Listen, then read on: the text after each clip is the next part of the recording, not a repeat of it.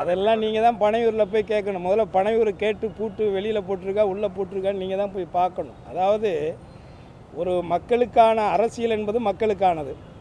அந்த மக்களுக்கு பிரச்சனை என்கின்ற பொழுது அந்த அரசியலை செய்ய நினைப்பவர்கள், அந்த மக்களுடைய மூலமான அந்த அதிகாரத்தை கைப்பற்ற வேண்டும் என்று நினைப்பவர்கள் தான் அந்த மக்களுக்கு ஒரு இடையூறு, ஒரு கஷ்டம்னாக்கா அந்த இடத்துல போய் நிற்கணும். அதை போய் நிற்க தவறியவர்களை நான் என்னன்னு சொல்கிறது? இது மக்கள் தான் தீர்மானிக்கணும். ஆனால் அந்த மக்களுக்கான பிரச்சனை என்கின்ற பொழுது அந்த நள்ளிரவே அந்த இடத்துக்கு போய் அந்த மக்களுக்கான அந்த தேவைகளை உங்களுக்கு நான் இருக்கிறேன், உங்களில் ஒருவனாக நான் இருக்கிறேன் என்று சொல்லக்கூடியவர் தான் ஒரு தலைவர், ஒரு தளபதி, எப்படி வேணாலும் சொல்லலாம். அந்த விதத்திலே அந்த ஒரு இக்கட்டான ஒரு சூழலில் மக்களுக்கு ஏற்பட்ட அந்த கொடுமையான ஒரு சம்பவத்திலே உடனடியாக களத்திலே இறங்கி பணியாற்றியவர் மாண்புமிகு தமிழக முதல்வர் என்பதை யார் ஒருவரும் மறுக்க முடியாது.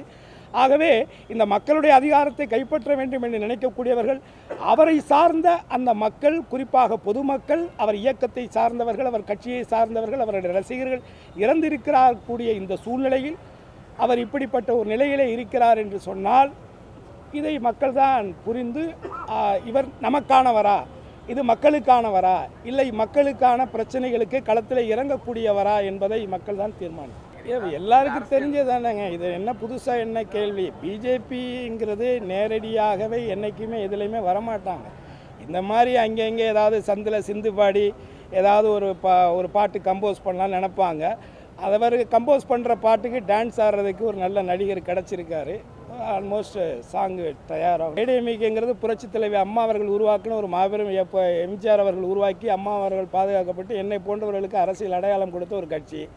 ஆனால் இன்றைக்கி அவங்க நடத்துகிற கூட்டத்தில் அவங்க ஏடிஎம்கே கொடியை பிடிக்காம இன்னொருத்தவங்க கொடியை பிடிச்சி இவங்க ஆளுங்களே பிடிச்சிட்டு ஆட்டிக்கிட்டு இருக்கிற ஒரு அவல நிலையை நம்ம பார்க்குறோம்.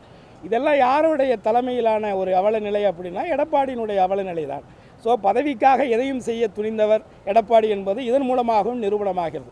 தனக்கான ஒரு மாபெரும் இயக்கத்தை ஒரு எந்த விதமான ஒரு கட்டமைப்புமே இல்லாத ஒரு காட்டாரை போன்ற ஒரு வெள்ளப்பெருக்காக ஓடுகின்ற ஒரு ரசிகர் கூட்டத்தை நம்பி அவங்க கையில் இவங்களே செட் பண்ணி அவங்க கொடியை எடுத்துக்கிட்டு இவங்க கூட்டத்தில் ஆட்டிக்கிட்டு அவர் இருக்காங்க இவங்க இருக்காங்கன்னு இப்படி ஒரு அவலமான ஒரு சூழலை நினச்சி ஏடிஎம்கேனுடைய தொண்டர்கள் ரொம்ப குமுறிக்கிட்டு இருக்காங்க. நிறைய பேர் எங்கிட்டே பேசுகிறாங்க, ரொம்ப வேதனைப்படுறாங்க. ஆனால் இதுக்கெல்லாம் முதல் காரணம் எடப்பாடி தான். அவருடைய சுயநலத்திற்காக அந்த கட்சியை கூட அடமானம் வச்சுட்டு போனாலும் போவார், அதில் ஒன்றும் ஆச்சரியப்படுறது.